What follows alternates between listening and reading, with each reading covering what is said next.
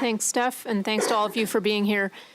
So Steph lays out that regulation played a role in bringing us the last crisis, and that regulatory decisions were made poorly and therefore had real effects on the real economy.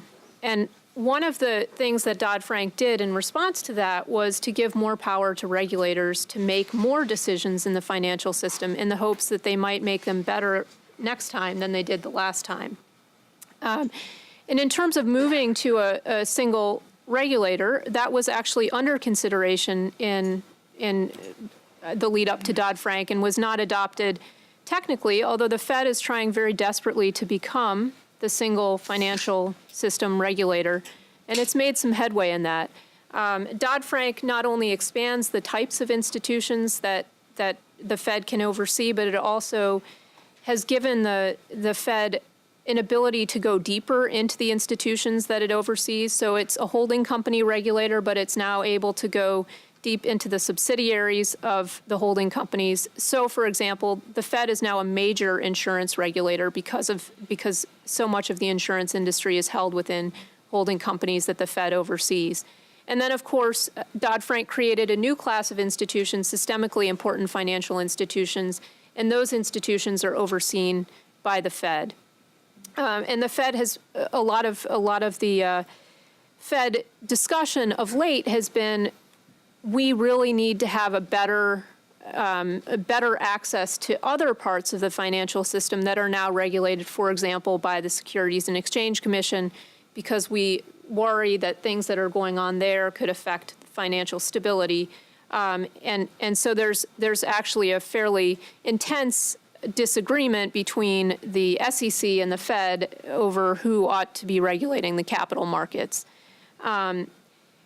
One approach that the Fed is now employing is macroprudential regulation, and this approach, rather than looking at trying to ensure that individual financial institutions don't run into trouble, they look instead at ways to ensure that the whole financial system is stable. Which means that the Fed sort of views the financial system as a portfolio of companies that it oversees, and so it can make decisions that might hurt one piece of that portfolio in order to benefit the system as a whole. And this is a nice idea in theory, but as Steph just outlined, a mistake made by a regulator exercising that kind of power can have tremendous consequences for the financial system.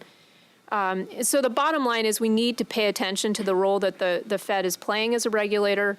I think we need to have a discussion about whether it makes sense for the Fed to have a regulatory role at all.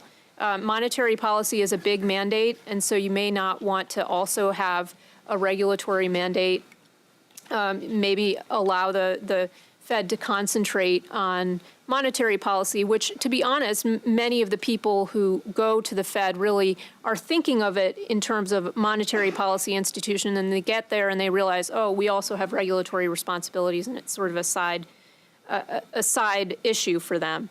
And then we should also, JW mentioned the importance of economic analysis. The Fed has lots of economists, and so economic analysis is a natural thing for the Fed to do, but they've been quite hesitant to actually perform economic analysis and show it to the rest of the world so that other people can see what sort of assumptions they're making, what sort of considerations they're taking into account. Another area to think about is that Dodd-Frank required that there be a vice chairman for supervision at the Fed. No one's been named in that role. But because the Fed is playing such an active role and has so much discretion in this area, it's probably an area where additional accountability could be helpful. And then just more broadly, the Fed as a monetary policy institution, as JW mentioned, it's really important that it be independent. As a regulatory institution, it's really important that it be accountable. And so I think the Fed is trying to come to terms with the fact that on the one hand, it's a regulator, on the other hand, it's a monetary policy setter. And the type of oversight that applies in the regulatory world is more intense than the oversight that they're comfortable with on the monetary policy side. So I'm just making a pitch for you all to keep in mind as you think about the Fed and the monetary policy world, which Scott's going to talk about in a second, remember too that they do play this important regulatory and supervisory role on the other hand.